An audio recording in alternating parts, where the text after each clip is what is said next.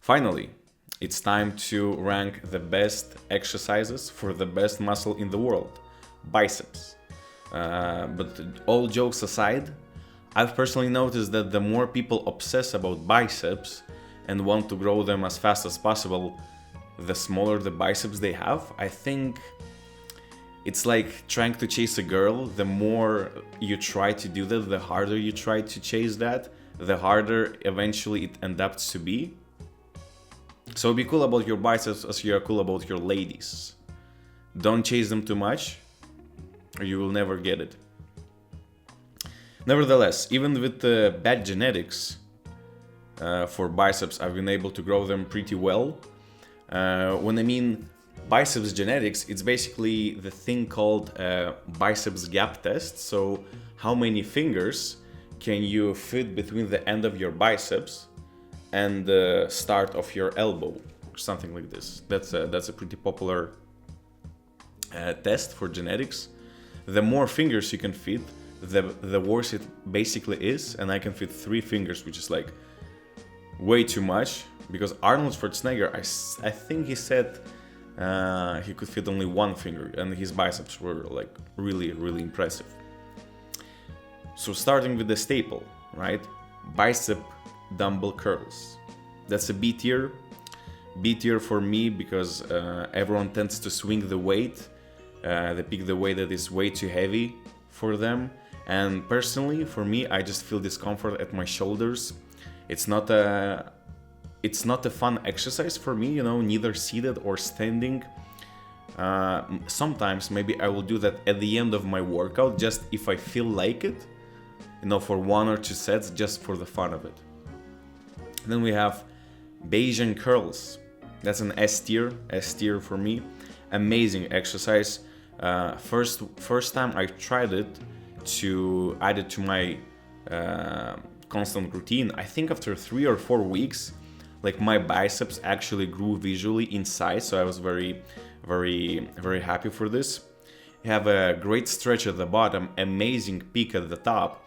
And if you are doing with one arm, then when you're approaching the failure, you can help yourself with the other arm to go past the failure, and squeeze another 4 to 5 reps. That's amazing. That's why I love it, and I recommend this for everyone. And as I will revise my program routine, my workout routine, I will probably get back to the exercise. Then we have a chest supported easy curl. That's an A tier. And funny enough, I actually saw this exercise from someone from who I would never take any lifting advice. No, that's not Jeff Nippert, that's Trent Twins. I remember I was watching their video and I saw them doing this exercise, and right the next day I went to the gym and I've tried it, and it was so good. Oh my god, it's amazing. I actually never felt such an insane biceps and forearm pump at the same time. It was so good, and I've never seen someone do this in life before me. So I was kind of like a pioneer of this exercise. Really great one. It's actually an S tier. The only problem for me is that the easy bar at my gym doesn't go above 45 kilograms, and I've achieved 45 kilograms pretty well right now. I can do like 17-18 reps for the first set, which is way too much. Now I could take a empty easy bar and just put on plates on there, right? But if I put 20 kilogram plate at each side, then the bar rests too high, and I can't stretch my arms well enough. But if you can't yet reach the maximum weight on the easy bar, then that's an S tier for you. Really, that's an S tier. Amazing exercise. Next one, we have spider curls. That's a B tier. It's kind of okay, right? The bench provides you a support, so you can't swing the weight, you can't cheat. You get a deep stretch at the bottom, some of the contraction at the peak. But it's just personally not enjoyable movement for me. I feel pain at my shoulders, and I have to rotate my arms outwards. So I don't know. It's not really my thing, not my cup of tea. Next one we have a cable curl. Now you could do different attachments, but I most of the time do with the stick that is bent a little bit. What can I say? It's kind of similar like Bayesian curl, because you get a constant tension, you get amazing peak at the top, but you don't get that deep stretch at the bottom. Overall, good exercise if you experiment with different attachments, right? Also, this exercise I used to do at the end of the workout just for the fun, just to squeeze out maybe like 15-20 reps, they get the extra pump. Next we have hammer curls, C tier. Don't enjoy the movement, my elbows and shoulders hurt from it. It's a great brachialis builder, right? But that's basically it. Nothing much more. Cross body curl, that's a B tier.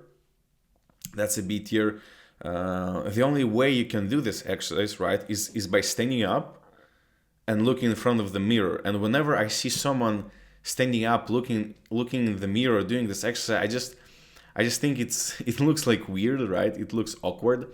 Additionally, if you have some development in boobs, right, like you have proper chest, whenever you lift the weight up with the dumbbell just punches on your chest, and it's just uncomfortable. It just starts hurting, and it makes me laugh at the same time. So I just can't concentrate on the exercise. Next we have preacher curl, A tier. Great exercise for a concentrated, stable bicep curl. And at the end of the exercise, you can also help yourself with another arm to go actually past the failure, right? Overall controlled, stable movement. Maybe the only minor problem is when you go actually past the failure and you drop the dumbbell, it's not gonna be stable. It will roll through the whole gym like a donut, and you have to run past the dumbbell and catch it. I know it's such a small thing, but it adds up, right? At the end of the day, it all adds up. Next we have straight barbell curls. That's a B tier. Look, using a whole squat rack just for simple bicep curls is definitely too much. I think it's disrespectful to the whole gym community if you're using the whole squat rack, unless there are other available ones. But nevertheless, don't really like it. Not really that comfortable on your wrist, because think about it. When were we in nature using our wrists completely supinated like this and lifting the weight up? Like never, right? All the time it has to be at least a bit rotated inwards. It's never like that. That's very unnatural movement and can put a strain on your wrists. So wouldn't recommend this. And the last one we have machine curls. That's a B tier. And it actually really depends on the machine you're using. The one I'm using on this video is not comfortable at all. And in fact, it would be like a D tier. It's very uneven tension through the whole range of motion. Wobbly handles, you don't get any of the tension on muscle at the bottom of the range.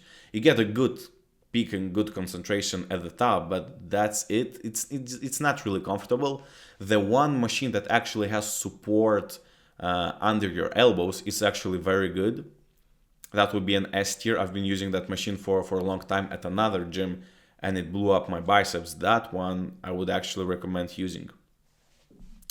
So now you know how to get big biceps. Here are the couple words of advices.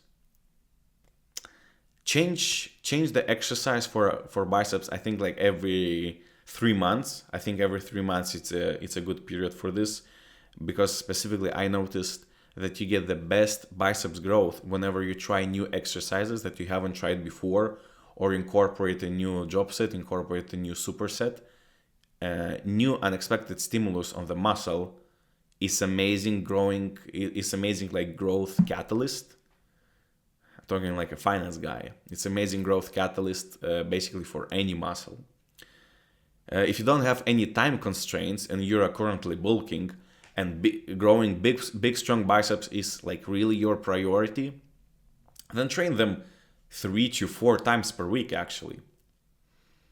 And that's what I've been doing. I think 9 months ago, I've been training biceps like 3 times per week consistently for maybe 1.5 months, and they grew pretty well. They actually grew pretty well. And I know at the beginning of the video I said don't chase biceps growth because it will just run away. And now I'm saying to train biceps 3 to 4 times per week. Yes, you are correct to notice that cognitive dissonance. So the idea here is just try what works for you. Try and see what works for you. But remember that at the end of the day, it's still a small muscle group. It's still a small muscle group, so mainly train it at the end of each of your workout, because in the beginning of your workout, you want to train, you want to do the exercise that involves as much muscle as possible.